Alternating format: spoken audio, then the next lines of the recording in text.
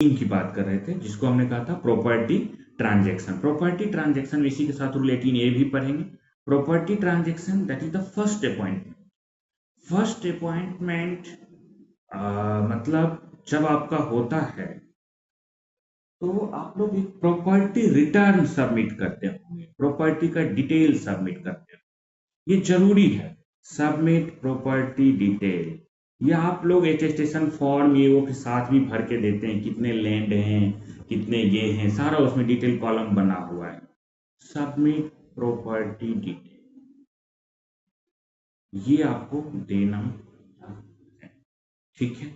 और ये इसमें कौन सा मूवेबल भी रहता है, जो मूव करने वाली प्रॉपर्टी है, कार कितने हैं, ज्वेलरी कितने हैं, शेयर आपने कितने खरीद रखे हैं, प्लस इमूवेबल प्रॉपर्टी भी होता है।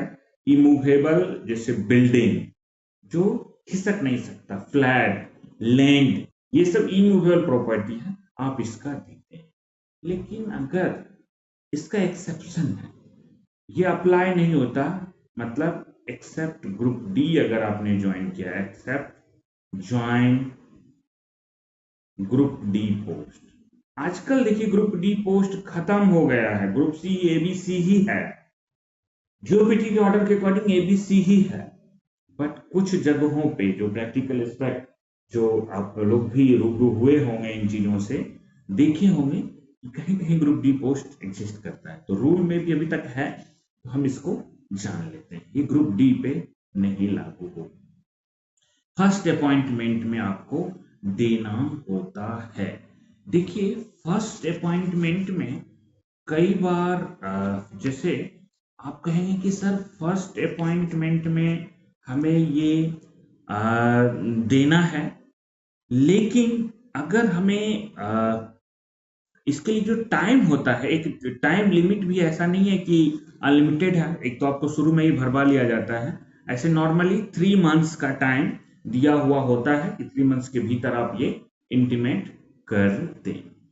चलिए सेकेंड, ये अलग से बातें थी, आपके रूल्स में नहीं कहा गया है, बट फर्स्ट अपॉइंटमेंट में आपको सबमिट करने। अब आइए इमूवेबल प्रॉपर्टी के बारे में करते हैं। अगर आप इमूवेबल प्रॉपर्टी, इमूवेबल प्रॉपर्टी का ट्रांजैक्शन कर रहे हैं, प्रॉपर्टी ट्रांजैक्शन, ट्रांजैक्शन का मतलब सेल परचेज सब आता है, ठीक है। अगर इमूवेबल मतलब जो मूव नहीं करेगा, सेकेंड नंबर बातें हो जाएगी। इमूवेबल प्रॉपर्टी का ट्रांजैक्शन है, इसके लिए गवर्नमेंट, चाहे ये गवर्नमेंट सर्वेंट के नाम से हो, फैमिली मेंबर के नाम से हो, कोई मतलब नहीं है, आपको ये बताना ही बताना पड़ेगा। प्रायर इंटीमेशन दे दीजिए गवर्नमेंट को, क्या करने हैं, प्रायर इंटीमेशन टू गवर्नमेंट। जैसे आप फ्लैट खरीदने जा रहे हैं, कई लोग पूछते हैं, कई लोग बाद में भी पूछते हैं कि सर हम फ्लैट खरीदने के लिए ट्राई पार्टी एग्रीमेंट करने जा रहे हैं, going to execute tri party agreement, एक इनिशियल परचेज के लिए आप जाते हैं, एक एग्रीमेंट भी साइन होता है। तो कह रहे हैं कि उससे पहले हमें इंटीमेट कर रहे हैं। कई बार लोग करके आते हैं, बट आप इमीडिएटली इंटीमेट करिए। एग्रीमेंट वहां पे आपने वो साइन नहीं किया पेपर, आपको पता कैसे चलेगा कॉस्ट क्या है नहीं है, वो सब गवर्नमेंट को बताने रहते हैं इतने में, दैट इज ओके। आप वहां से जब एग्रीमेंट करके आए कि यस हम आपसे परचेज कर रहे हैं, तो आप गवर्नमेंट को इंटीमेट करें कि हमने ये इतने लाख इतने करोड़ का फ्लैट परचेज करने के लिए किया है, और फिर आपको सोर्स भी बाद में बताना होता है। तो इमूवेबल प्रॉपर्टी में हमेशा याद रखें प्रायर इंटीमेशन जरूरी है। क्वेश्चन जो बनेगा वो आपको पूछेगा क्या प्रायर इंटीमेशन जरूरी है, यस जरूरी है, अप्रूवल की जरूरत नहीं है, प्रायर इंटीमेशन। अप्रूवल की जरूरत पड़ेगी, मैं आपको बताऊंगा कौन सा कंडीशन, वो आगे जोड़ लेंगे। जरा पहले थर्ड बातें देखिए।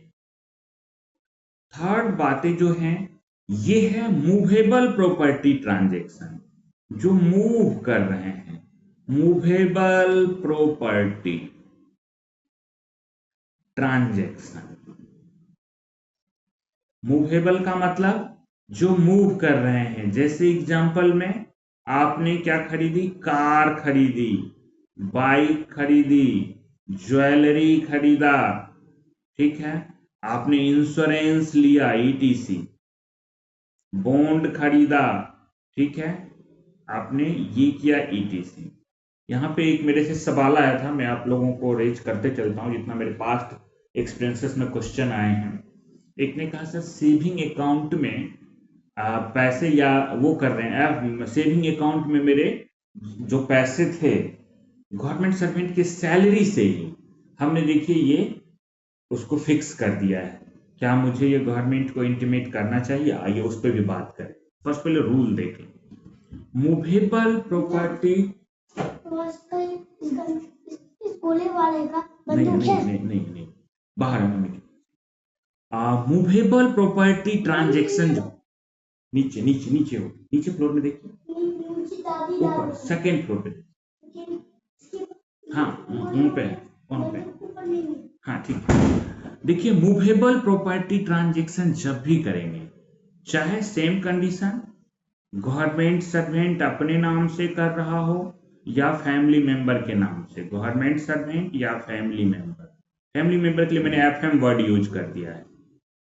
इसके लिए क्या करना होगा, देखना होगा कि जो वैल्यू है, प्रॉपर्टी वैल्यू एक्सीड्स, ऐसा नहीं है कि इक्वल है, एक्सीड्स 2 मंथ बेसिक पे। गवर्नमेंट सर्वेंट का जो 2 मंथ्स बेसिक पे है, मतलब जो पे आपके पे लेवल में है लिखा हुआ विदाउट डीए, अगर इसको एक्सीड कर रहा है, एग्जाम में क्वेश्चन आएगा इक्वल टू लिख करके, आपको फंसाने के लिए ऑप्शन एक इक्वल टू करके रहेगा, आपको एक्सीड वर्ड पे ध्यान देना। एक्सीड कर रहा है, जैसे किसी का बेसिक 40,000 रुपए हैं तो 80,000 तक तो then government servant are allowed, लेकिन अगर 80,001 रुपीज हो गए, that is excess 2 months his और हर बेसिक पे, तो इंटीमेट करना होगा गवर्नमेंट को with in 1 month. Intimate government कितने दिनों में? With in 1 month. कोई लोग कार खरीदते हैं, आजकल हर लोग कार खरीदते हैं, कहते हैं 18(3) में, 18(3) में फॉर्म भी प्रेस्क्राइब किया हुआ है, मूवेबल प्रॉपर्टी का ट्रांजैक्शन कर देते हैं। देखिए ये दोनों कंडीशन, चाहे आपका फर्स्ट कंडीशन हो मूवेबल इमूवेबल प्रॉपर्टी का हो, चाहे आपका सेकेंड कंडीशन हो मूवेबल प्रॉपर्टी का हो, अगर ट्रांजैक्शन उस आदमी के साथ हो रहा है, उस कंपनी के साथ हो रहा है, इफ ट्रांजैक्शन जो है विथ पर्सन, कोई कंपनी, ठीक है, हैविंग ऑफिशियल डीलिंग, उसके साथ क्या है? ऑफिशियल डीलिंग है। अगर ऑफिशियल डीलिंग वाली कंपनी है, transaction with person, company having official dealing, तब आपको क्या करना पड़ेगा, चाहे मूवेबल हो इमूवेबल हो, प्रायर सैंक्शन लेना पड़ेगा।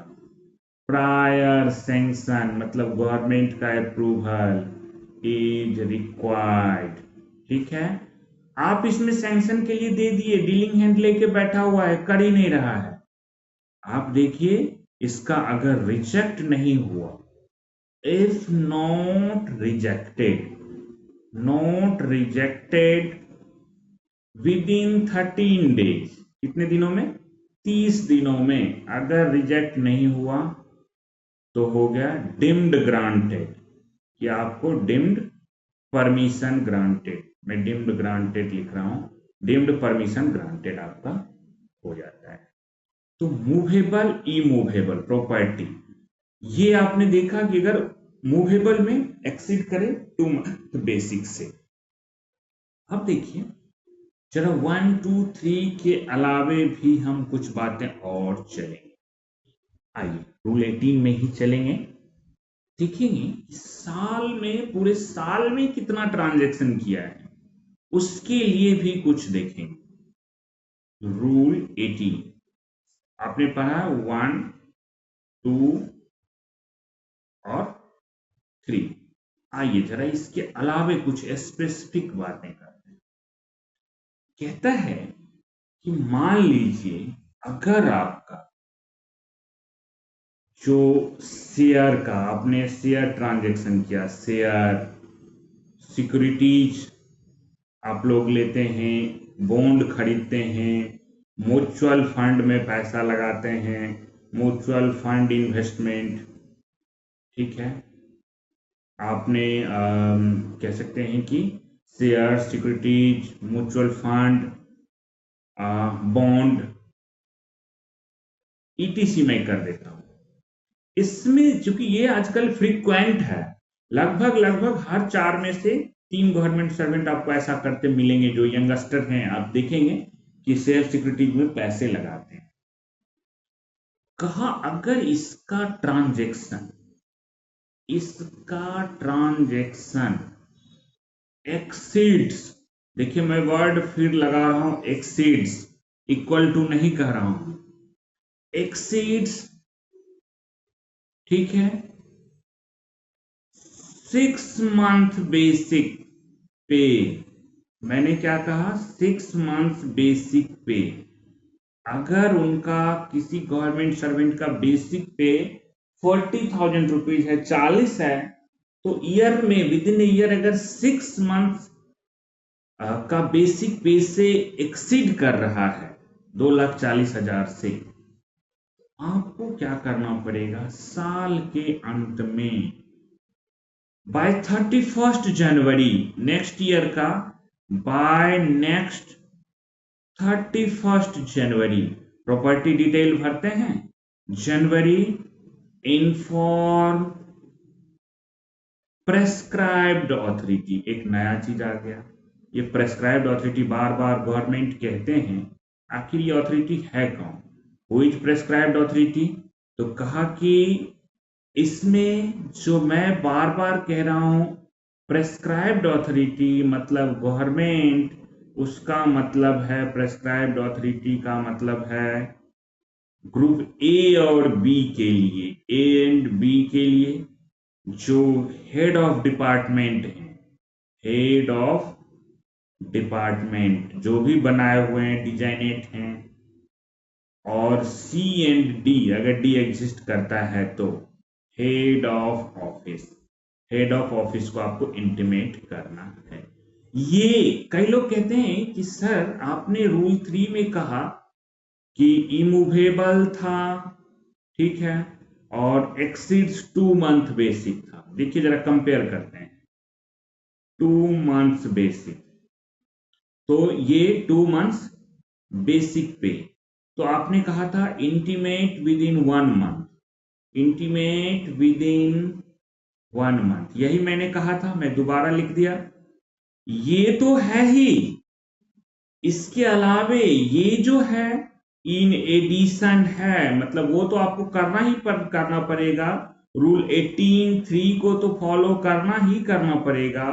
इन एडिशन अगर ट्रांजैक्शन एक्सीड्स, इफ वर्ड लगा देता हूं, if transaction exceeds 6 month basic पे, तो बाय 31 जनवरी आपको टोटल का दे करके उस साल का, पूरे साल का नेक्स्ट ईयर में बाय 31 जनवरी जो आएगा प्रेस्क्राइब्ड ऑथोरिटी को बताना पड़ेगा। क्लियर? अब बताएं सर अगर मैंने ये नहीं बताया तो क्या होगा?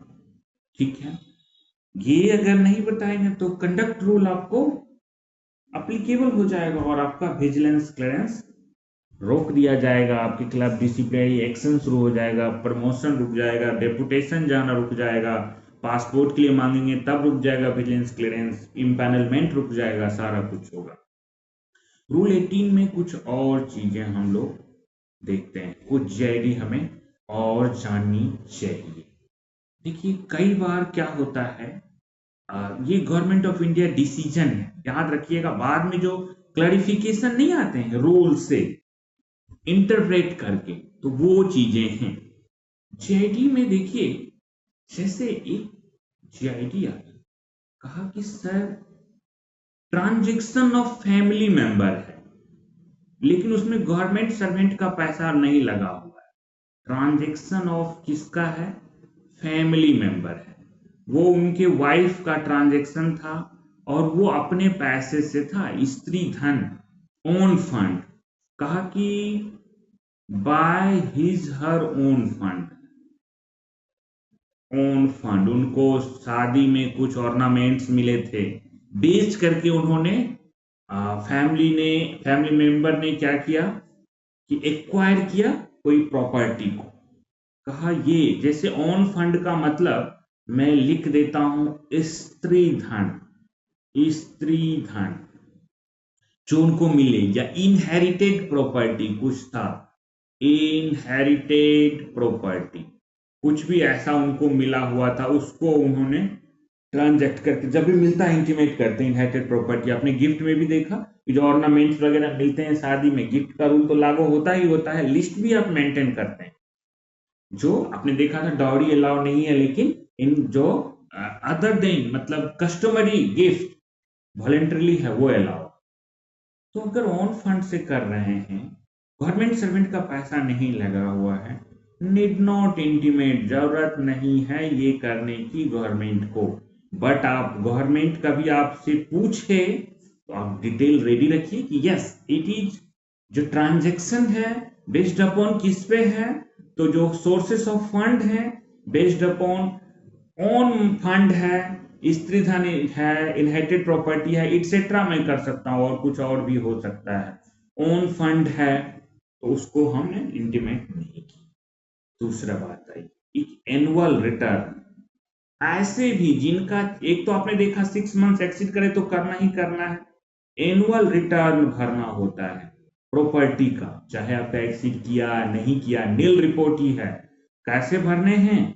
आपको अपने नाम, गवर्नमेंट सर्वेंट के नाम से हो, फैमिली मेंबर के नाम से हो, ठीक है, किन्हीं के नाम से हो, ये भरना ही भरना है आपको बाय 31 जनवरी। आपके अपार में भी लिखा रहता है यस और नो अगर हुआ, फेलियर अगर जब भी होगा, फेलिंग विच इसका पहले रिप्रकशन नहीं था, बाद में चल के कर दिया गया कि अगर हो जाएंगे तो आपका वीसी डिनाई कर दिया जाएगा, वीसी डिनाइड।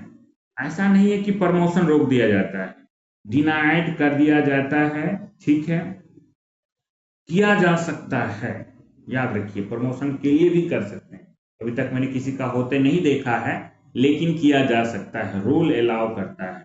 दूसरा, अगर आप हायर पोस्ट पे हैं तो इम्पेनलमेंट में नॉट कंसीडर्ड फॉर इम्पेनलमेंट, जैसे जॉइंट सेक्रेटरी का पोस्ट इम्पेनलमेंट होता है, नॉट कंसीडर्ड फॉर, अगर ऐसा है तो इम्पेनलमेंट के लिए नहीं उनको देखेंगे। देखिए आपका वीसी डिनाई हो सकता है for various purposes, vigilance clearance, इसलिए आपके खिलाफ डिसिप्लिनरी एक्शन नहीं होगा, बट वीसी डिनाई कर दिया जाएगा कि भाई इन्होंने देखिए विजिलेंस क्लियरेंस कुछ तो गड़बड़ है, सरकार जांच करेगी, सही पाएगी, आपने नहीं भरा, बाद में डेट में दे दिया, देन ओके, वीसी डिनाई नहीं होता। इसलिए नहीं होता क्योंकि आपने डिटेल ऑलरेडी दे रखा है, गवर्नमेंट इज एग्री कि हाँ ठीक है, मुझे कोई ऑब्जेक्शन नहीं है, इनका सब कुछ सही है, कुछ गलत नहीं पाया गया, तो बाद में भी भरने पे वीसी डिनाई नहीं करते। लेकिन अगर आपने नहीं भरा है, फेल्योर है, तो वीसी डिनाई हो सकता है। आइए जरा कुछ और हम नए नए रूल्स को देखें, जीआईडी को देखें। एक तो एनुअल रिटर्न के बारे में रूल तो छोटा सा ही है, रूल की जीआईडी बड़े। कंस्ट्रक्शन करते हैं हाउस का, अगर आपने कंस्ट्रक्शन कर रहे हैं और कंस्ट्रक्शन का जो वैल्यू है, ठीक है, वो क्या कंस्ट्रक्शन आप कहिए या रिपेयर कहिए, रिपेयर भी मैं इसी में इन्वॉल्व करता हूं। वैल्यू क्या कर रहा है? एक्सीड्स, कितना कर रहा है? 10,000, 10,000। ये लिमिट बढ़ना चाहिए, अब महंगाई बहुत ज्यादा है, लेकिन चलिए अभी 10,000 ही है। अगर 10,000 से एक्सीड कर रहा है तो आपका ये क्या होगा? कंस्ट्रक्शन इज इमूवेबल प्रॉपर्टी, आपका इंटीमेशन रिक्वायर्ड होगा, प्रायर इंटीमेशन रिक्वायर्ड होगा। आप तुरंत दे देंगे, प्रायर इंटीमेशन देते थे इमूवेबल प्रॉपर्टी में, तो प्रायर इंटीमेशन, अगर ऑफिशियल डीलिंग वालों के साथ है या जिनसे डील कर रहे हैं उनसे आप बिल्डिंग बनवा रहे हैं तो प्रायर सैंक्शन इज नेसेसरी। ये याद रखिएगा। एक्सीड्स अगर 10,000 है, 10,000 एक्सीड नहीं है तो देन ओके, कोई ऐसा कुछ नहीं है। ठीक है, इस बात को आप ध्यान रखेंगे तो रूल 18 में आपके देखिए रूल 18 से ही जुड़ा हुआ कुछ सवाल भी आया था, मैं उसको भी बात कर लेता हूं।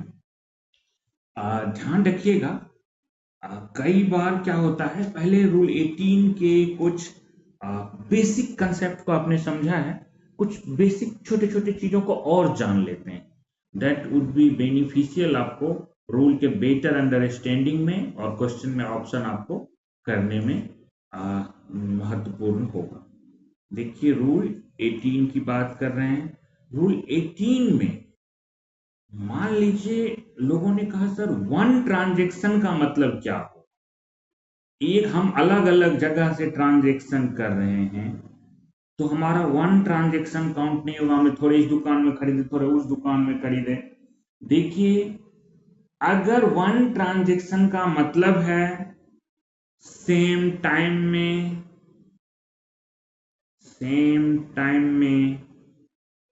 सेम प्लेस पे, ठीक है, सेम बिल में अगर आपका जो ट्रांजैक्शन हुआ है, चाहे आपने छोटा छोटा सामान भी खरीदा है, ये क्या करता है, सेम इरेस्पेक्टिव ऑफ आइटम।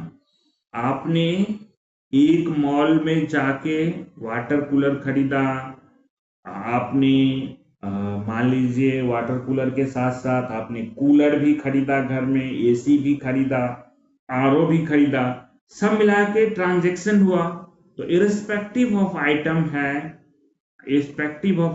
है it is treated as one transaction. अगर 2 मंथ बेसिक एक्सीड करे तो आपको तुरंत बता देने ही।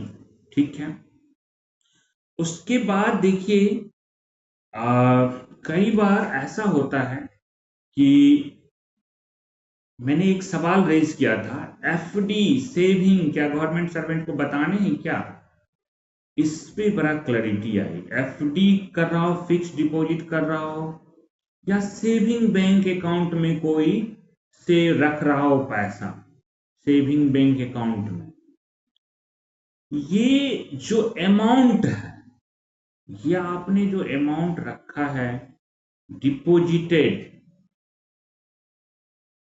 बाय, कहां से आया है, salary of government servant, salary of government servant. ठीक है, गवर्नमेंट सर्वेंट के सैलरी से आया। ये सवाल मेरे से पूछा गया था, कुछ लोगों ने पूछा था कि सर अब हमने एफडी किया है, क्या हमें इंटीमेट करना है, विजिलेंस सेक्शन भी बड़ा वो सोच में पड़ गया था। लेकिन इसकी क्लैरिटी है, no need to intimate. Vigilance ने कहा कि कर दीजिए, क्या फर्क पड़ता है, जो डील कर रहे थे पता नहीं होगा, बट इसमें करने की जरूरत नहीं है। ठीक है, ये आपको बताना है। दूसरा, कई जगहों पे रेंटल लोग मकान लगाते हैं, पगड़ी लेते हैं, पगड़ी अलाउ है क्या, पगड़ी नॉट अलाउड है। एक बार पूछ भी चुका है एग्जाम में जीआईडी से क्वेश्चन कि पगड़ी अलाउ है, पगड़ी कहीं भी अलाउ नहीं है, अमाउंट टू करप्शन माना जाता है। अमाउंट टू करप्शन ये क्या है पता है आपको, मतलब अलग से कुछ अमाउंट लिया जाता है जहां पे रेंटल ये सब चीजें चलते हैं, तो आप हाँ कुछ कमीशन टाइप का आप कह सकते हैं। दैट इज राजस्थान में नॉर्मली ये पगड़ी का कंसेप्ट आपको मिलेगा। ठीक है, तो आप इस बात का ध्यान रखेंगे। चलिए रूल 18 के अलावे इसमें मैंने मोटे तौर पर हर चीज को कवर कर लिया है। स्टडी मटेरियल्स में कुछ और भी छोटे छोटे जीआईडी मिलेंगे, आप उसे एक बार वंस गो थ्रू कर लेंगे। रूल 18A, 18A किस बारे में बात कर कहता है, बस सिंपल सा एक प्रोविजन बता, ये जो अगर आपका ट्रांजैक्शन है, इफ प्रॉपर्टी चाहे मूवेबल हो इमूवेबल हो, ठीक है, इमूवेबल हो या मूवेबल हो, अगर प्रॉपर्टी ट्रांजैक्शन किसके साथ है, एक property transaction with foreigner, foreigner के साथ है, फॉरेन गवर्नमेंट के साथ है, फॉरेन गवर्नमेंट के साथ है, फॉरेन कंपनी के साथ है, ठीक है, फॉरेन कंपनी, इन किसी के भी साथ है, आपको ऐसे कंडीशंस में, ठीक है, प्रायर सैंक्शन मैंडेटरी, क्या लेने हैं गवर्नमेंट से, प्रायर सैंक्शन, इस पे कोई भी वो रूल जो मैंने रूल 18 में पढ़ा कि इंटीमेशन या 1 मंथ में इंटीमेशन जो आप दे रहे थे, प्रायर सैंक्शन इज नेसेसरी, या आप लिए बिना नहीं कर सकते।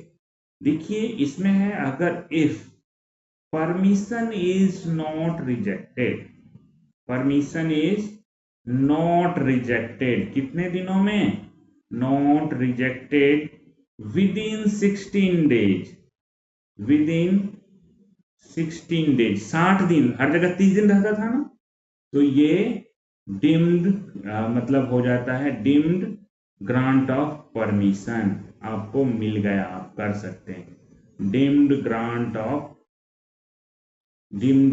ऑफ परमिशन, ये आपका माना जाता है। क्लियर, 60 डेज के भीतर आपको करना है, रिजेक्ट करना है गवर्नमेंट को, अगर नॉट रिजेक्टेड है देन परमिशन ग्रांटेड हो जाता है, और उसके बाद आपके लिए कोई इश्यू नहीं रहता, आप जाइए, प्रॉपर्टी आपकी है, आप ट्रांजैक्शन कर सकते हैं, पैसे दीजिए, ये करिए, सारा कुछ। चलिए रूल 18A अपने आप में इंपॉर्टेंट रूल है, 60 डेज ध्यान रखेंगे, क्वेश्चन कभी भी आ जाए तो यू कैन डू इजिली। आइए रूल 19, रूल 19 में जरा चलते हैं, रूल 19, देखिए रूल 19 जो है ये आपको रूल 18 में आपने 18A में प्रॉपर्टी ट्रांजैक्शन देखा, लेकिन रूल 19 में प्रॉपर्टी ट्रांजैक्शन तो नहीं है, बट एक बड़ा इंपॉर्टेंट एस्पेक्ट है, आपने जो काम किया है, कई बार आप पे आरोप लगते हैं, प्राइवेट अफेयर्स में भी आप काम करते हैं तब भी आरोप लगेंगे, मॉरल गवर्नमेंट सर्वेंट होनी चाहिए, और गवर्नमेंट में ऑफिशियल कैपेसिटी में आप काम किए तब भी आपने कोई डिसीजन लिया तब भी उस पर आरोप आपको लगते हैं। देखिए विंडिकेशन ऑफ, इसका हेडिंग ही है vindication of act and character of government servant, character of government servant. देखिए आरोप लगे, आइए मैं दो तरह के आरोपों में डिवाइड कर लेता हूं, ठीक है। सबसे पहले मैं कहता हूं कि एक एडवर्स क्रिटिसिज्म आपका होता है, कोई आपको क्रिटिसाइज करता है, क्रिटिसाइज किया, मान लीजिए क्रिटिसाइज्ड फॉर प्राइवेट अफेयर्स, आपने कुछ अपने निजी जीवन में किया है, उस अफेयर्स के लिए गवर्नमेंट को कोई मतलब नहीं है, आप फ्री हैं, आपको कोर्ट जाना है, क्या करना है, ठीक है, गवर्नमेंट सर्वेंट फ्री है, बस एक ही कंडीशन है कि रिपोर्ट कर दीजिए, आपके ऊपर क्या आरोप लगे हैं, कोई इस तरह का रिपोर्ट टू किसको, प्रेस्क्राइब्ड अथॉरिटी, आपको बस बता देने हैं कि प्रेस्क्राइब्ड अथॉरिटी को, चूंकि आप गवर्नमेंट सर्वेंट हैं तो आपको बता देने। प्रेस्क्राइब्ड अथॉरिटी मतलब कौन, वही ए एंड बी के लिए HOD हेड ऑफ डिपार्टमेंट, और सी एंड डी के लिए हेड ऑफ ऑफिस, नॉर्मली होते हैं हेड ऑफ ऑफिस, ठीक है, ये बता देने होते हैं। अगर प्राइवेट अफेयर्स है तो इनसे मेरा ज्यादा लेना देना नहीं, सिर्फ इंटीमेट कर देना है। लेकिन आपने गवर्नमेंट में कोई डिसीजन लिया है, उसके लिए आपके ऊपर आरोप लग रहे हैं, मतलब क्रिटिसिज्म जो आपका हो रहा है फॉर ऑफिशियल एक्ट है, आपका गवर्नमेंट सर्वेंट का जो बीइंग ऑफिशियल कैपेसिटी डिसीजन लिए उसके लिए क्रिटिसिज्म हो गया है।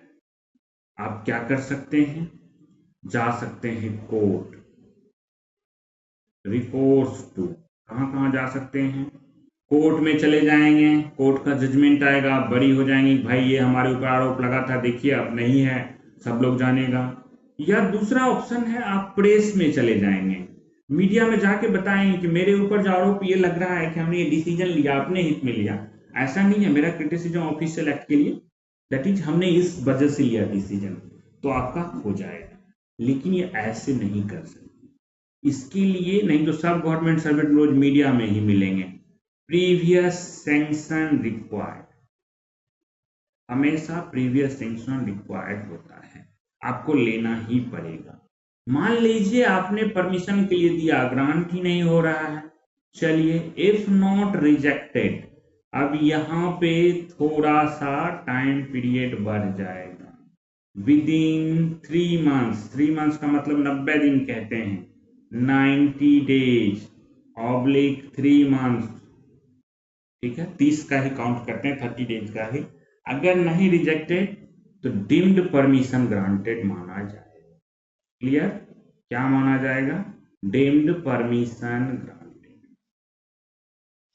Deemed permission granted. क्लियर, चलिए ये आपके लिए इस तरह का है, ठीक है।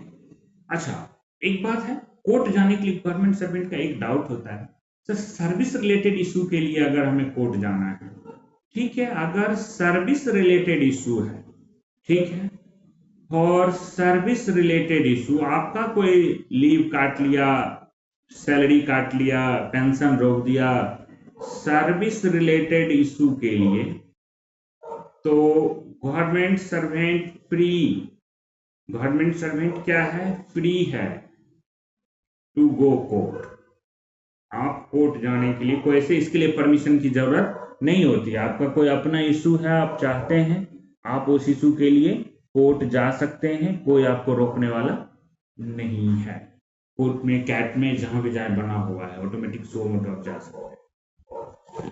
सवाल हमारा इस पे टिक गया, प्राइवेट अफेयर से कोई लेना देना नहीं, इंटीमेट ही करना था। आपने क्रिटिसिज्म हुआ ऑफिशियल एक्ट का, आपने जो काम किया था उसका हुआ है क्रिटिसिज्म, आप कोर्ट गए हैं, कोर्ट से आपने ऑर्डर लाया है, आप अपने आप को बरी हुए हैं, कोर्ट में फ्री में थोड़ा ऑर्डर मिला होगा, खर्चा लगा होगा, काउंसल रखे होंगे, तो ये सब चीज में फाइनेंशियल एक्सपेंडिचर है। अब ये एक्सपेंडिचर का कौन भरेगा पैसा, सवाल ये आता है। इसी के लिए, ठीक है, रूल 19 के अंदर ही अब मैं जरा बात कर रहा हूं कि जो असिस्टेंस टू गवर्नमेंट सर्वेंट को क्या क्या मिलेगा। बहुत सिंपल है, गवर्नमेंट सर्वेंट को क्या क्या मदद मिलता है, असिस्टेंस टू गवर्नमेंट सर्वेंट। अगर कोर्ट गया है तो हम 4-5 कंडीशन की बात करेंगे, डिफरेंट डिफरेंट केसेस बनाएंगे जो आपके रूल में, जो आपके जीआईडी और गवर्नमेंट ने ऑलरेडी डिस्कस कर रखा है। मान लीजिए आप जा रहे हैं, आपके ऊपर जो आरोप लगे हैं ऑफिशियल एक्ट के लिए, इसमें ऐसा सिचुएशन एराइज हुआ है कि एक तरफ गवर्नमेंट जो आरोप है उसके साथ होली है, गवर्नमेंट वर्सेस गवर्नमेंट सर्वेंट हो गए हैं।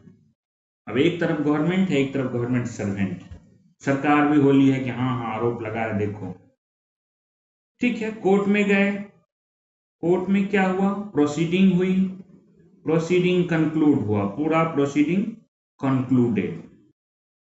अब पता चलेगा किसके फेवर में जाता है। मान लीजिए ये हुआ in favour of, in favour of, अगर गवर्नमेंट का हो गया, गवर्नमेंट के फेवर में हो गया, कोई भी आपको, ठीक है गवर्नमेंट ने सही तो कह रहा था कि आपने गलत किया है, सही क्रिटिसाइज किया था, नो असिस्टेंस, कुछ भी नहीं मिलेगा, नो असिस्टेंस, कोई फाइनेंशियल सपोर्ट नहीं मिलेगा। सेकेंड केसेस अराइज होते हैं अगर गवर्नमेंट सर्वेंट के फेवर में हुआ तो मिलेगा। अब गवर्नमेंट सर्वेंट लड़ा है तो उसको परेशानी तो हुई होगी, ठीक, मतलब कह सकते हैं कि ऑफिशियल एक्ट के लिए था, इफ जो कह सकते हैं सब्जेक्टेड टू स्ट्रेन, मतलब उनको परेशानी तो हुई थी, गवर्नमेंट ने कोई मदद नहीं दी, प्लस ऑफिशियल एक्ट के लिए ही उनको क्या करना पड़ा, झेलना पड़ा, subjected to strain of proceeding, जानबूझ के गवर्नमेंट ने उनको ये कोर्ट भिजवाया, इस तरह का चीजें निकल के आया, तो गवर्नमेंट सर्वेंट को मिलेगा रियम्बर्समेंट, पैसे मिलेंगे उनको।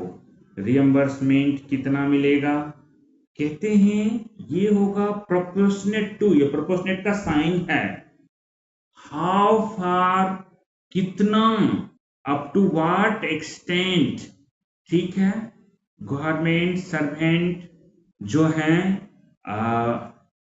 प्रोपोर्शन में मिलेगा, रियम्बर्समेंट जो मिलेगा आइदर होगा होल, पूरा मिल जाए होल, या और प्रोपोर्शन, प्रोपोर्शन में उनको मिलता है, टू एक्सटेंट जस्टिफाइड, जो जस्टिफाइड होगा, टू एक्सटेंट जस्टिफाइड, मतलब कहने की बात है कि जितना गवर्नमेंट सर्वेंट को, क्योंकि स्ट्रेन भी रहा है तो गवर्नमेंट कंसीडर करेगी, टू एक्सटेंट जस्टिफाइड आपको मिलेगा। देखिए आप अपने सर्विस कंडीशन के लिए कोर्ट से, गवर्नमेंट से लड़ रहे हैं, उसमें नहीं मिलेगा। गवर्नमेंट वर्सेस गवर्नमेंट सर्वेंट का केस तब राइज हुआ है जब गवर्नमेंट सर्वेंट का विंडिकेशन हुआ है फॉर ऑफिशियल एक्ट, आरोप लगे हैं उनके ऊपर, क्रिटिसाइज किए गए हैं फॉर ऑफिशियल एक्ट, तब के केसेस में। फर्स्ट कंडीशन, आइए चलते हैं सेकेंड कंडीशन में। सेकेंड कंडीशन ये भी हो सकता है कि आप प्राइवेट पार्टी के अगेंस्ट गए हैं, कोई प्राइवेट पार्टी ने आपके एक्ट को चैलेंज किया था और आपका private party versus government servant, आपको जाना पड़ा कि हाँ जी मेरे ऊपर ये आरोप लगा रहा है, इस डिसीजन मैंने ये गलत किया है। देखिए ऐसे केसेस में क्या होता है, कंडीशन ये है, दो कंडीशन बना लेते हैं ताकि इजी रहेगा हमारे। फर्स्ट कंडीशन को इधर रखते हैं, मान लीजिए अगर पब्लिक इंटरेस्ट इन्वॉल्व है, इसमें सरकार की भी छवि धूमिल हो रही है, पब्लिक इंटरेस्ट इज देयर, यहां पे क्या है, पब्लिक इंटरेस्ट इन्वॉल्व। अब आप ऐसे नहीं कर सकते, गवर्नमेंट का भी स्टेक होल्डिंग है, गवर्नमेंट सर्वेंट कहता है कि ठीक है मेरा भी आप ही केस डिफेंड करिए, कई बार आप गवर्नमेंट के साथ साथ गवर्नमेंट सर्वेंट को भी बनाते हैं, आप ही मेरा डिफेंड करिए, गवर्नमेंट को कंसेंट देती है, तो गवर्नमेंट कहेंगे ठीक है मैं आपके बिहाफ में डिफेंड करता हूं, ये तो सरकारी एक्ट था, government will defend, government servant का कोई पैसा नहीं लगेगा, ठीक है, पब्लिक इंटरेस्ट में है तो, और गवर्नमेंट सर्वेंट एग्री है कि नहीं हम खुद नहीं करते आप करिए, सरकार उसको बचाएगी क्योंकि वो सरकारी आदमी है। कहते हैं अगर मान लीजिए इफ गवर्नमेंट सर्वेंट, उन्होंने कहा नहीं नहीं मैं खुद अपना डिफेंस करूंगा, डिफेंडेड हिमसेल्फ हरसेल्फ, हिम और हरसेल्फ, उन्होंने खुद को कोर्ट जाके डिफेंड किया, ऐसे सिचुएशन में रियम्बर्समेंट जो होगा वो फिर प्रोपोर्शनेट हो जाएगा, कितना आप बरी हुए हैं, ठीक है, रियम्बर्समेंट जो है वो क्या होगा, प्रोपोर्शनेट टू, किसके होगा, हाउ फार विंडिकेटेड, कितने बरी हुए आप, या to the extent of vindication, how far vindicated, आपको कितना बरी किया गया है बाय कोर्ट। ठीक है, ऐसे केसेस में क्या है, यहां पे पब्लिक इंटरेस्ट था तभी गवर्नमेंट करती है, पब्लिक इंटरेस्ट नहीं है बट गवर्नमेंट सर्वेंट डिफेंड कर रहा है, उसको ऑफिशियल एक्ट के लिए उस पर आरोप थे, तो रियम्बर्समेंट उसको जितना बड़ी हुआ उस हिसाब से मिलेगी। आइए दो सिचुएशन देखे हम लोगों ने, आइए जरा थर्ड सिचुएशन भी हम लोग देखते हैं। रूल 19 के अंदर आपने दो सिचुएशन देखा, फर्स्ट एंड सेकेंड। अब जरा थर्ड सिचुएशन देखते हैं। थर्ड सिचुएशन ऐसा अराइज हो सकता है कि क्या हो,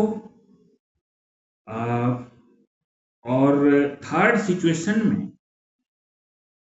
गवर्नमेंट सर्वेंट क्या करता है, हमेशा उसको लगता है कि भाई नहीं नहीं, हमें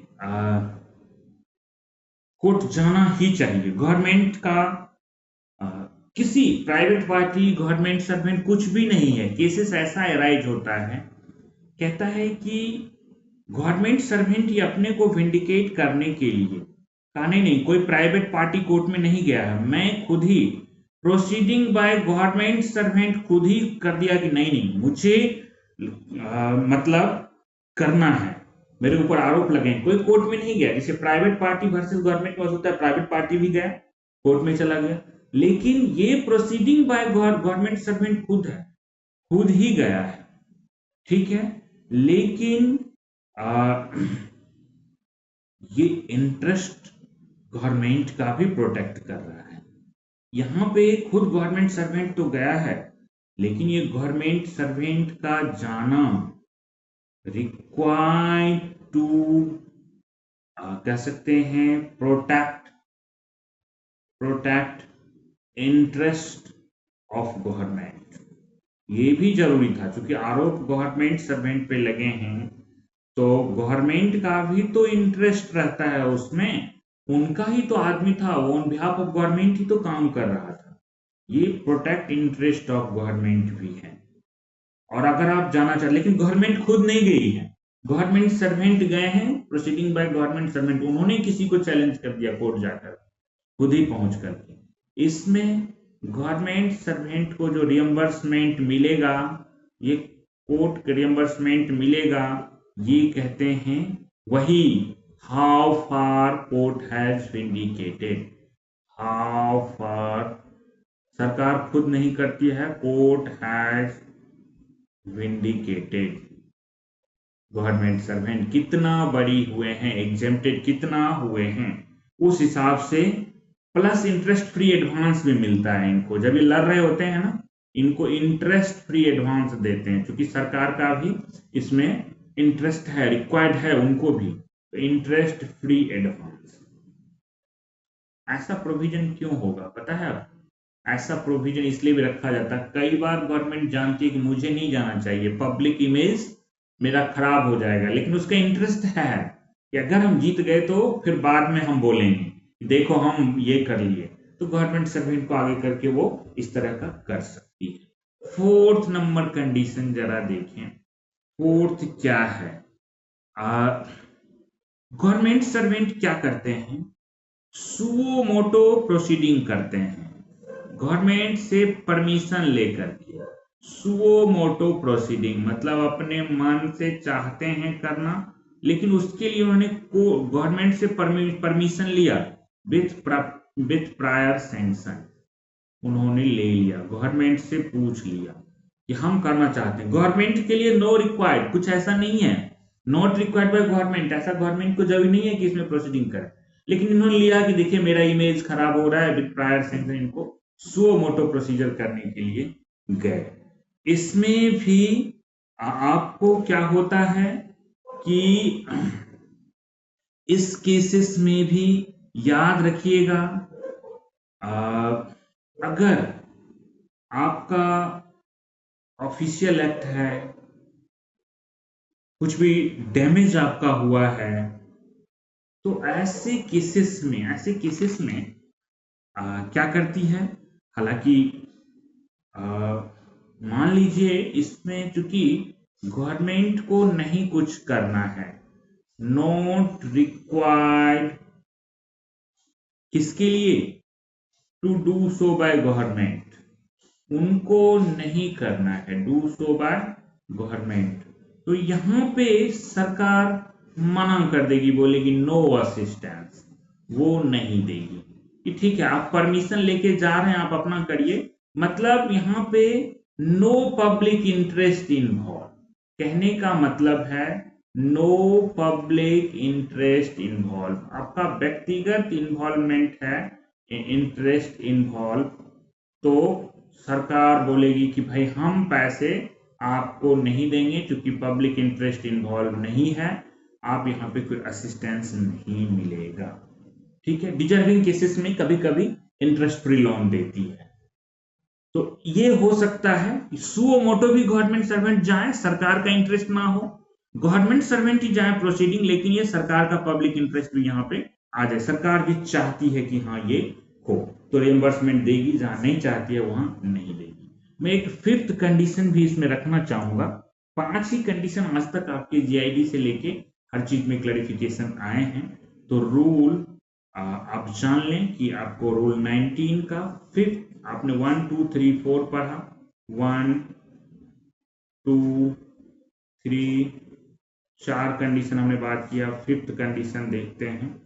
फिफ्थ कंडीशन में ऐसा सिचुएशन भी और अराइज हो सकता है कि एक तरफ गवर्नमेंट को भी आपने इंप्लीड किया प्लस गवर्नमेंट सर्वेंट को भी इंप्लीड किया, बनाते हैं बाय नेम रिस्पोंडेंट, बोथ बना दिए, ठीक है, बोथ को आपने बना रखा है, गवर्नमेंट प्लस गवर्नमेंट सर्वेंट को बना रखे हैं, बोथ इंप्लीडेड हैं। ऐसे केसेस में क्या होता है, बोथ इंप्लीडेड, ठीक है। तो अच्छा इसमें क्या है, ऑफिशियल एक्ट के लिए है, और defence of government servant is, मतलब कह सकते हैं equal to defence of government है। ऐसा केस है कि डिफेंस ऑफ गवर्नमेंट सर्वेंट जो है is equal to defence of government है, डिफेंस ऑफ गवर्नमेंट, ठीक है। ऐसे केसेस सीधा सीधा गवर्नमेंट ही डिफेंड करती है, कोई विलिंगनेस नहीं लेती गवर्नमेंट सर्वेंट से, गवर्नमेंट विल डिफेंड। आपने एक केस इससे पहले देखा था जहां पे विलिंगनेस ऑफ गवर्नमेंट सर्वेंट लिया जा रहा था, यहाँ कोई विलिंगनेस की जरूरत नहीं है, गवर्नमेंट ऑटोमेटिक डिफेंड करेगी। आप गवर्नमेंट डिपार्टमेंट और इनको भी बनाइए, गवर्नमेंट सुओ मोटो डिफेंड करेगी। चलिए, दैट इज द 5 केसेस। मतलब आपको इस केस से एक बात निकल के आया कि जितना अगर पब्लिक इंटरेस्ट है तो जितना विंडिकेशन गवर्नमेंट सर्वेंट का होता है उतना रिएम्बर्समेंट आपको मिलता है, इंटरेस्ट फ्री लोन मिलेंगे। रूल 20, हम लास्ट की तरफ बढ़ रहे हैं, रूल 20। देखिए रूल 20 है, बड़ा ही इंटरेस्टिंग है, इसका कई आपको ओएम वगैरह भी दिख जाएगा डीओपीटी से। कैनवासिंग, कैनवासिंग का मतलब जानते हैं, सपोर्ट करने के लिए, सॉलिसिट करते हैं support, canvassing of non official, मतलब सीकिंग नॉन ऑफिशियल इन्वॉल्वमेंट, ठीक है, इन ऑफिशियल एक्ट और अदर इन्फ्लुएंसेस, सर्विस मैटर में आप करना चाहते हैं, किसमें करना चाहते हैं, matter related to service matter. एक आदमी अपने पोस्टिंग के लिए सांसद से पत्र लिखवा देता है, क्वार्टर अलॉटमेंट के लिए किसी एमएलए से पत्र लिखवा देता है, एमपी से पत्र लिखवा देता है, प्रमोशन के लिए मैटर रिलेटेड टू कह सकते हैं सर्विस अंडर गवर्नमेंट जो है उसके लिए। हुआ था एक बार, डॉक्टर लोगों ने प्रमोशन नहीं हो रहा था उन लोगों का, और उन लोगों ने क्या किया, एमपी से पत्र लिखवा दिया, मेंबर ऑफ पार्लियामेंट से, एक से नहीं 4 से पत्र लिखवा दिया, जल्दी से सीट खाली है, इन लोगों का प्रमोशन किया जाए। फटाक से उनके खिलाफ डिसिप्लिनरी एक्शन शुरू कर दिया गया। अब वो लोग भी सब चालाक हो गए हैं, कोई भी लोग ऐसे नहीं करते, सब लिखवाते हैं लेकिन अपना नाम नहीं लिखवाते, किसी किसी से लिखवाते हैं, अब नाम नहीं लिखवाते। क्यों? देखिए, ये आपको सर्विस रिलेटेड मैटर में किसी का सॉलिसिट करना सपोर्ट नॉट अलाउड है, आउटसाइडर, नॉन ऑफिशियल, आप नॉन ऑफिशियल किसी का भी नॉट अलाउड है। ऐसा क्वार्टर अलॉटमेंट में आपको दिखेगा, लोग लिखवा देते थे, कई बार अलाउड नहीं है। कई बार लोग पोस्टिंग के लिए लिखवाते हैं, आउटसाइड दिल्ली पोस्टिंग चाहते हैं, अप्लाई करते हैं डेपुटेशन के लिए, डीओपीटी ने इस पे कई बार आप देखेंगे वेबसाइट में ढूंढेंगे तो आपको मिलेगा, वार्निंग जो इशू करते हैं, गाइडलाइंस इशू करते हैं, वो भी उन्होंने दिया था। देखिए, अगर रूल 20 वायलेट करेंगे, सवाल ये आता है इफ रूल 20 वायलेट, यहां से मेन शुरू होता है, क्या प्रोसीजर होगा इफ रूल 20 वायलेटेड। इसमें ऐसा नहीं है कि एक बार ही गवर्नमेंट सर्वेंट को विजिलेंस एक्शन के लिए भेज दिया जाएगा, ऐसा नहीं है। फर्स्ट ओकेजन आपका क्या होता है, फर्स्ट ओकेजन आपको एडवाइस दिया जाता है। एडवाइस क्या? Not to do so, not to do so, ठीक है। आपको ये फर्स्ट ओकेजन पे एडवाइस आता है। अगर आपने फर्स्ट टाइम के बाद फिर आप सेकेंड टाइम इसके ऑफेंडर पाए, सेकेंड टाइम भी आपने ऐसा किया, तो आपको रिटर्न वार्निंग दी जाती है। डीओपीटी को वेबसाइट पे जो मिलेगा वो मिलेगा ये एडवाइस नहीं करने हैं, रिटर्न वार्निंग आपको इशू कर दिया जाता है अगर सेकेंड टाइम ऑफेंडर पाए गए इस बात के लिए। प्लस क्या करते हैं, कॉपी आपके सीआर में प्लेस कर देते हैं, कॉपी प्लेस इन जो आपका एसीआर अपार होता है, एसीआर में आपके प्लेस कर दिया जाता है, सीआर डोजियर में रख दिया जाता है। और अगर आप, ठीक है, वो क्यों रखा जाता है, प्रमोशन के टाइम कभी कभी वो देखते हैं और हायर पोस्ट के लिए अनफिट भी कर देते हैं। इस ग्राउंड पे डीपीसी के पास डिस्क्रिशनरी पावर होता है, डिपार्टमेंटल प्रमोशन कमेटी के पास, तो कर भी सकते हैं हायर पोस्ट, छोटे पोस्टों में नहीं करते।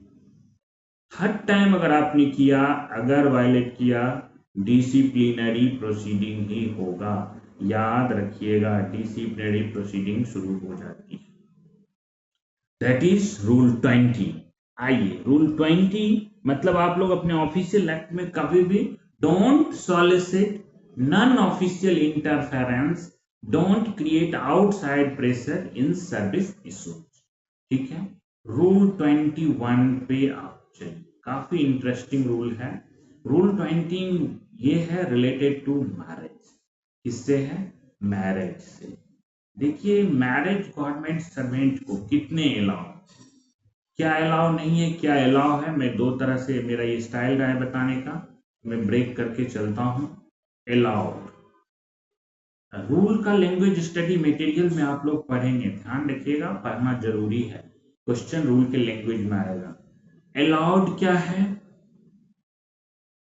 या नॉट अलाउड क्या है, पहले नॉट अलाउड में चलते हैं। नॉट अलाउड, देखिए, आप मैरिज करेंगे लेकिन जिनका स्पाउस लिविंग है उनसे मैरिज नहीं करेंगे। मतलब अगर आप आप पुरुष हैं तो किसी दूसरे जिनके हस्बैंड जिंदा हैं उनकी वाइफ से, मैरिड वुमन से शादी नहीं करेंगे। मैरिज अगर करना है तो मैरिज कह सकते हैं with person having a spouse living, with person having a spouse living. अगर डाइवोर्स हो गया देन वो अब उनके लिए स्पाउस नहीं रहा, वो स्पाउस के स्टेटस से हट चुका है, तो फिर कर सकते हैं। जैसे कोई एक पुरुष है, गवर्नमेंट सर्वेंट है, किसी महिला से शादी करना चाहते हैं, अगर उनके हस्बैंड के साथ वो रह रहे हैं, हस्बैंड के साथ वो सेपरेटेड नहीं है, अलग नहीं है बाय डिक्री ऑफ कोर्ट, तो आप नहीं मैरिज कर सकते। अगर आप ऐसा करते पाए गए, अलाउड नहीं है, कंडक्ट रूल में आप अब पकड़े जाएंगे। दूसरा, अब गवर्नमेंट सर्वेंट इसका मतलब ये ना लगा ले कि अपना एक स्पाउस से मोर देन वन स्पाउस कर सकता है क्या, नहीं, इसी रूल में कहता है और हैविंग ए स्पाउस लिविंग, और गवर्नमेंट सर्वेंट में जोड़ देता हूं हैविंग स्पाउस लिविंग, जिनका स्पाउस क्या है, लिविंग है। मैरिज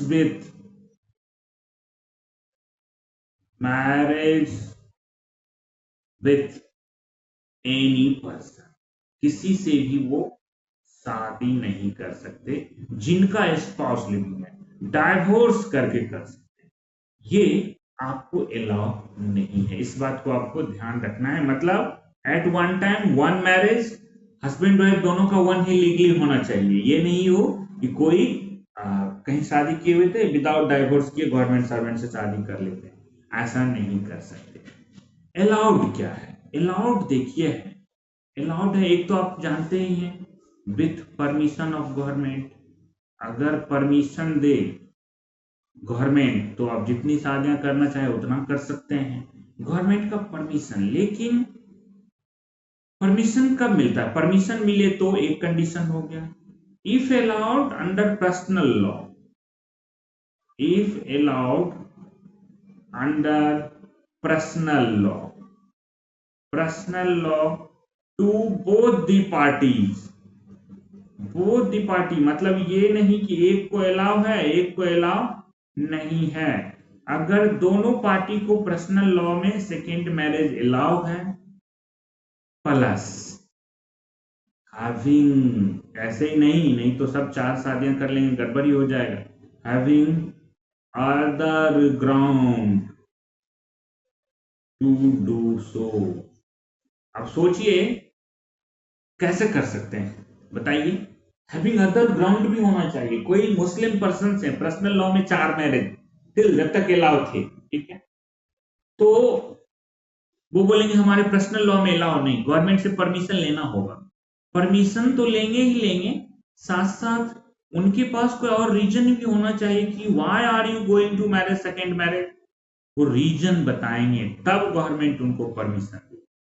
तो ध्यान रखिएगा, एनी कोई मान लीजिए मुस्लिम कम्युनिटी से बिलोंग करने वाले लोग, उनका पर्सनल लॉ, कोई भी कम्युनिटी जिनका पर्सनल लॉ अलाउ कर रहा है, ध्यान रखने हैं सैंक्शन जरूरी है गवर्नमेंट का, अलाउड है other reason to do so आपको करने के लिए, ठीक है, आपको ये बताने पड़ेंगे गवर्नमेंट को, तभी आपको गवर्नमेंट देगी। जैसे एक कंडीशन था, एक पर्सन थे, मैं इन एग्जाम्पल के लिए शेयर कर रहा हूँ, उनकी वाइफ पूरी तरह 100% क्या 90 to 100 के बीच पैरालाइज थी, ना अब उनका फैमिली आगे हो सकता था, ना उनको चलना, ये सब मुश्किल था। तो गवर्नमेंट सर्वेंट, चाहे respective of community, government servant ने एप्लीकेशन दिया, तो गवर्नमेंट ने उसके एक्सेप्शनल सिचुएशन को ग्रांट किया कि यस यू कैन डू। उसने कहा मैं फर्स्ट वाइफ पैरालाइज है, डाइवोर्स करना नहीं चाहता, देन गवर्नमेंट ने परमिशन दिया और ही और she can proceed for second marriage.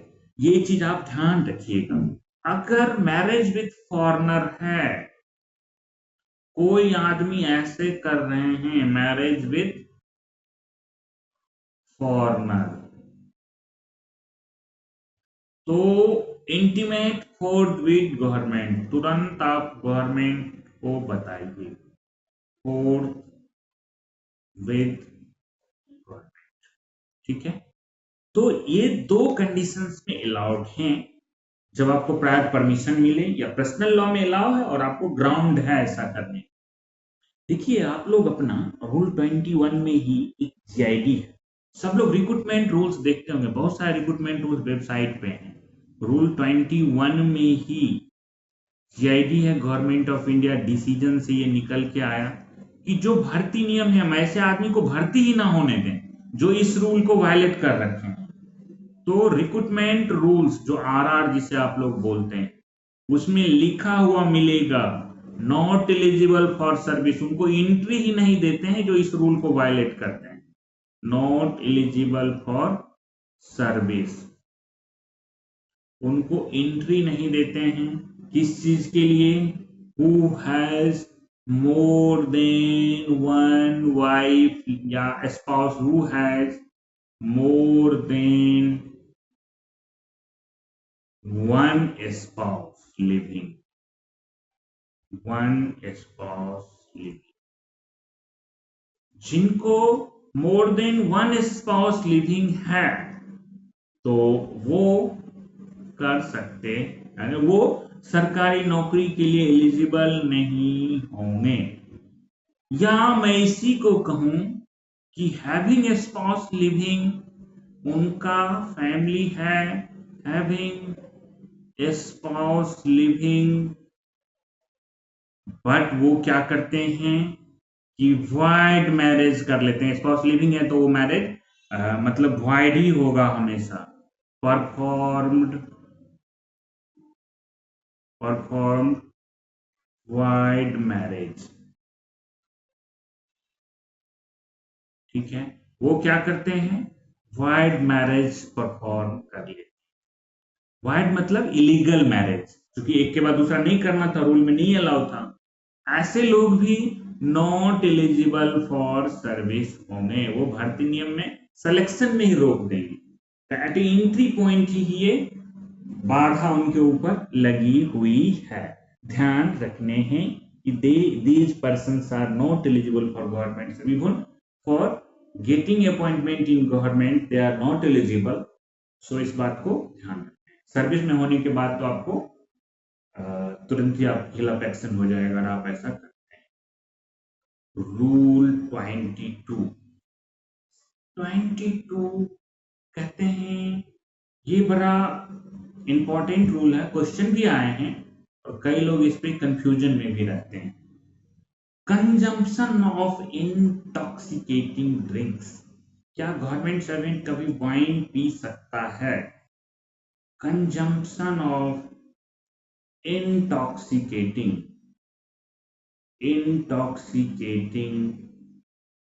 Drink या ड्रग्स, इस तरह की चीजों के लिए क्या गवर्नमेंट सर्वेंट को अलाउड है? देखिए इसमें रूल बड़े ही इंटरेस्टिंग है। फर्स्ट रूल कहा गया कि भाई आप इससे रिलेटेड जो भी लैंड ऑफ लॉ है उसको अबाइड करें। अबाइड बाय रिलेटिंग लॉ, जहां पे जो भी बना हुआ है उसको फॉलो करें। बिहार में दारू वाइन नॉट परमिसिबल है, वहां सेल ही नहीं हो सकता, तो आप वहां पे उस रूल को फॉलो करेंगे। पीना अलाउ नहीं है तो ये नहीं बोलेंगे हम तो पिएंगे कि सरकारी लोग। बी नंबर कहा गया कि भाई कोर्स ऑफ ड्यूटी, जब आप ड्यूटी में हैं, कोर्स ऑफ ड्यूटी में आपको not be under influence of alcohol, not be under influence, not be under influence, ठीक है। आपको नहीं होना है कोई भी ऐसे इंटॉक्सिकेटिंग ड्रिंक या ड्रग्स का। दूसरा कहा duty should not be affected, आपकी ड्यूटी पे कोई इंपैक्ट नहीं पड़ना चाहिए। शुड नॉट बी अफेक्टेड मतलब अगर आपने थोड़ा बहुत पी भी लिया, अंडर इन्फ्लुएंस नहीं जाए। अंडर इन्फ्लुएंस का मतलब कि उनसे इंपैक्ट नहीं होना चाहिए आपके ऊपर। अगर आपकी कैपेसिटी है कि आप नॉर्मली थोड़ा सा लेके और आप अंडर कंट्रोल है, कोई आप नॉर्मल है रेगुलर जैसे काम करते हैं कर सकते हैं, then you can do. Otherwise नहीं तो आपका it would be tantamount to affecting duty, और फॉर दैट आपके लिए क्या हो सकता है, डिसिप्लिन प्रोसीडिंग हो सकती है। तो कोर्स ऑफ ड्यूटी में अब मैंने कई ऐसे लोग अपने सर्विस के दौरान देखे जो वाइन पी के और वो मुंह में कुछ बाद में खा लेते थे, आपको उनकी गंध भी नहीं पता चलेगी, लेकिन अंडर इन्फ्लुएंस तो होते ही होंगे, काम तो कर रहे होते हैं लेकिन अंडर इन्फ्लुएंस जरूर होते होंगे। कहीं ना कहीं उनकी जो फंक्शनिंग सिस्टम है उस पर इंपैक्ट तो आता ही होगा। अब आया, देखिए इसमें दो चीजें आई, एक डबल बी करके दिया, एक सी करके दिया। सी पहले आया हुआ था, डबल बी बाद में जोड़ा। ये दोनों जो रिलेटेड है पब्लिक प्लेस से रिलेटेड है, मैं दोनों को एक ही साथ पढ़ रहा हूं। पब्लिक प्लेस, पब्लिक प्लेस का मतलब क्या होता है, जहां पब्लिक का एसेस होता है, where access of public is easily possible, जैसे रेस्टोरेंट, जैसे बार, जैसे कि कोई भी पब्लिक प्लेसेस जो आप देखते हैं, बस स्टॉप से लेकर रेलवे स्टेशन, ये सब पब्लिक प्लेसेस, ऑफिस, ये सब पब्लिक प्लेसेस हैं। पहला पहला कहते हैं बी नंबर, ऐसे पब्लिक प्लेसेस पे रिफ्रेन फ्रॉम टेकिंग, आप इससे क्या करें, बचें, ना लें। रिफ्रेन फ्रॉम टेकिंग, कोई भी अल्कोहल या ड्रग ना ले। ये बी, डबल बी कहता है कि भाई पब्लिक प्लेसेस पे आप रिफ्रेन करें। फिर ये सी नंबर कहता है कि अगर आपने, मान लीजिए आपको लेना नहीं है पब्लिक प्लेस पे, लेकिन मान लीजिए आपने अगर ले लिया, तो कहते हैं या अगर आपने पहले से ले रखा है तो not appear in public place, आप वहां से हट जाएं, not appear in public place, ठीक है। Intoxicating in public place, intoxicating state, आप ऐसी अवस्था में पब्लिक प्लेस में अपियर ना हो, नहीं तो सरकार के ऊपर भी बदनामी होती है कि सरकारी लोग पब्लिक प्लेस में आकर के देखिए किस तरह से नशे में हैं, ड्रग्स के इम्पैक्ट में हैं।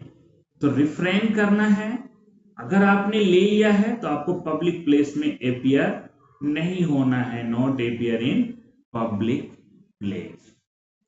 और लास्ट नंबर जो डी नंबर कहता है, वो डी नंबर कहता है अगर यूज करते हैं अपने कमरे में बैठ के चार दीवारी के भीतर, पब्लिक प्लेस में नहीं, ड्यूरिंग ड्यूटी नहीं, कहीं भी अगर आप यूज करते हैं, घर में कर सकते हैं, नॉट यूज इन एक्सेस। कभी ऐसा ना हो कि आपने इतनी ड्रिंक्स या ड्रग्स ले ली कि कल का ऑफिस ही आपका छूट रहा है, एक्सेस में आप कभी यूज नहीं करेंगे। रूल नंबर भी कई बार पूछ देता है, 22BB करके ऐसे डाल देगा कि पब्लिक प्लेस से रिलेटेड कौन कौन है, और आपको चुनने आ जाएंगे, आपको ध्यान रखने हैं। देखिए किस पे था, जीआईटी था, मैं ऐसे बोल देता हूँ। एक्सटर्नल अफेयर्स के लोगों ने कहा कि सर फॉरेन से जो डेलीगेट्स आते हैं या अदर मिनिस्ट्रीज में भी आते हैं, उनके साथ क्या बियर बार पब्लिक प्लेस से पी सकते हैं?